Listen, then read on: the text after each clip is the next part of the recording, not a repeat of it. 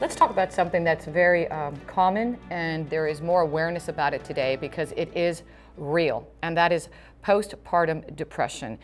Doctor, how often does it happen, and what advice do you have to parents, listen to me, to mothers-to-be who may face something like this?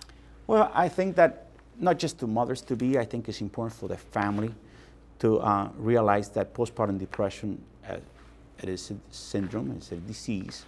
It affects 15% of all pregnant women. And in general, postpartum depression is something that shows signs that should be detected prior to them occurring so they wouldn't go any further on. I think we have a slide here to present today some of the signs and symptoms of postpartum depression because I think it's ideal to catch them up. There's a difference between postpartum blues and postpartum depression. We don't have a slide, but we do have a study that I'd like to share with our viewers, and according to the National Institutes of Health and an article from the Baptist Health News, 15% of new mothers find themselves in a deeper, longer-lasting depression.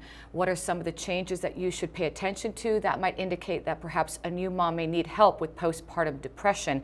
And doctor, there are symptoms of postpartum depression that I'd like to share with our viewers. Let's take them one at a time. Inability to sleep or eat. There is feelings of anger, sadness, or guilt. Very common, doctor, correct? Definitely. I mean, there's a difference, like I explained earlier, between postpartum blues and postpartum depression. And really the time is what postpartum blues should be less than 2 weeks. If the symptoms persist for longer than 2 weeks, then most likely it's a postpartum depression. Now, it's normal to feel overwhelmed. It's normal to feel at times sadness and distress. There's a lot of learning here after the baby is born.